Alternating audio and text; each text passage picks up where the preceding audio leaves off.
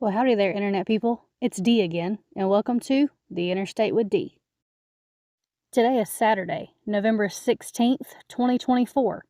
Welcome back to our trip on the Interstate. What we do here is present news from the state level that will end up having national importance later, or news that made it into the national news cycle but was overshadowed. Then we go over some questions from y'all. On this date in 1907, Oklahoma became the 46th state. Okay, and on to the news. In Arizona, Ruben Gallego defeated Carrie Lake. She didn't exactly concede, but did seem to acknowledge that she was moving on to the next chapter in her life. Also in Arizona, a judge in a fake elector case has recused himself after alleged anti-Trump bias.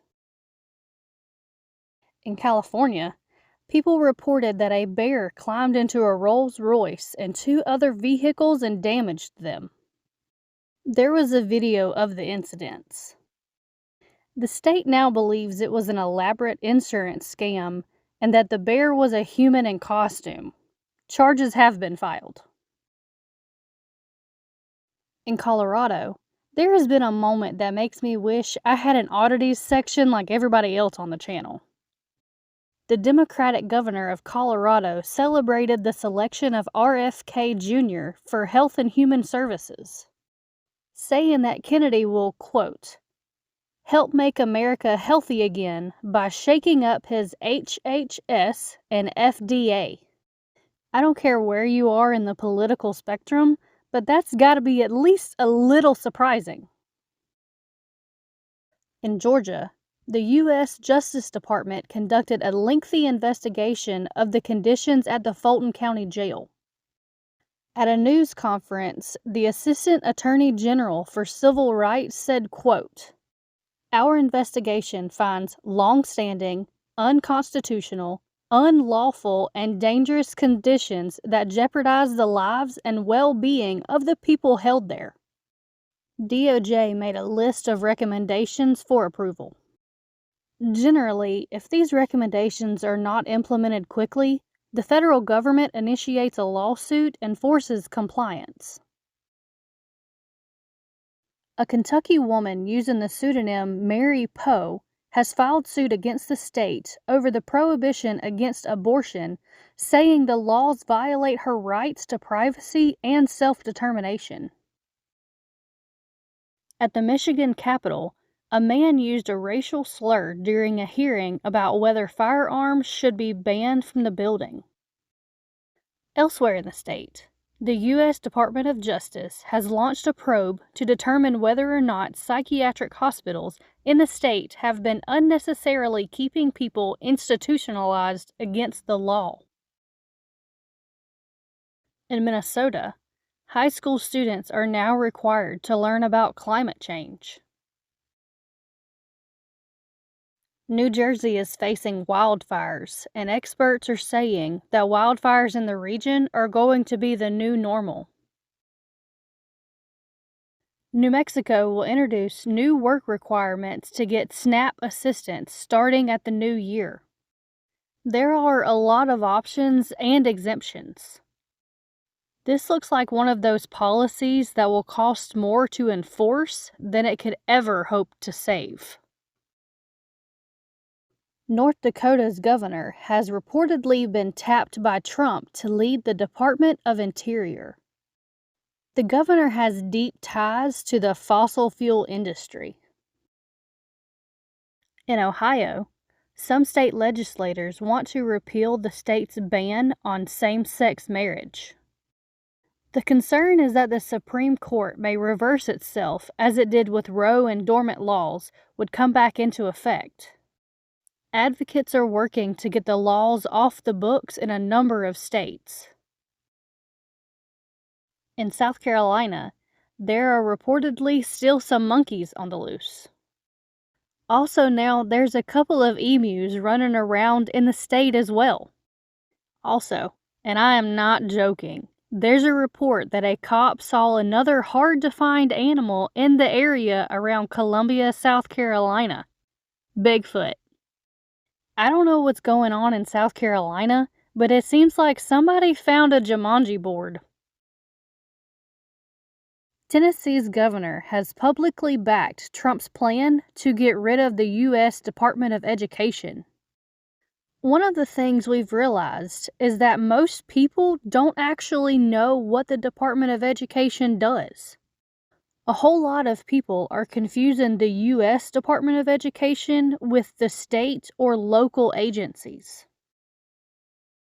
The Wisconsin Supreme Court heard arguments over the state's 1849 abortion law. The attorney in favor of enforcing the law seemed to have trouble convincing the justices. While we probably won't see a ruling for a while, it seems like the pro-choice side is likely to win this. And here's your weird state fact for this week. The famous Route 66 runs from Chicago to LA and through Oklahoma. In Stroud, Oklahoma, there's a museum called the Route 66 Spirit of America Museum. Inside, you'll find a mock-up of Clark Kent's office from Superman. And to the one person listening to this who's going to be very surprised to hear that weird fact mentioned, I had no idea when I picked it. Okay, so moving on to the question and answer portion of the show. Question number 1. D. All of those people that Trump is picking for his cabinet that are in Congress, isn't that eating away at the Republican majority? What happens? Okay, so if the person who leaves Congress is a senator, the governor of that state will appoint a replacement. If they're a representative, there's a special election. It normally doesn't mess up the majority because districts tend to vote the same way. Question number 2. I have a question about state laws about a tech issue, and I'm not sure if it should go to Dana or D. So to whom it may concern, assuming Trump rolls back all of the environmental regulations, do the state laws stand? Specifically, the electric vehicle sales mandates. I'm all for more electric car production and getting them on the lot, but I work for a dealership, and people are wondering if it's still going to happen under Trump. Trump won't be able to roll back state laws like that. So, they'll still be in place. I think you're probably talking about the law requiring 35% of new cars sold in 2026 to be electric. That's not one that Trump can roll back. But at the same time, car companies are nowhere near meeting the requirements. There's a law like that in more than 10 states, but I think only California is even remotely close to making it. Some states might decide to roll back their own policies, not because of Trump, but because the companies can't meet them yet. Question number 3. Why aren't you all talking about the idea that something might be wrong with the election? You're the only channel in your genre that isn't at least mentioning it. When Bo left, he wrote some general guidelines on a whiteboard. I'm not in the room right now, but one of them was something like, not what you think, not what you believe, definitely not what you want to believe. Say what you know or can reasonably infer. The greater the claim, the more evidence needed to say it. I guess none of us think the level of evidence rises to the level of the claim. If we did, we'd talk about it. Okay, that looks like it. We'll see you next week for another trip. Y'all have a good day.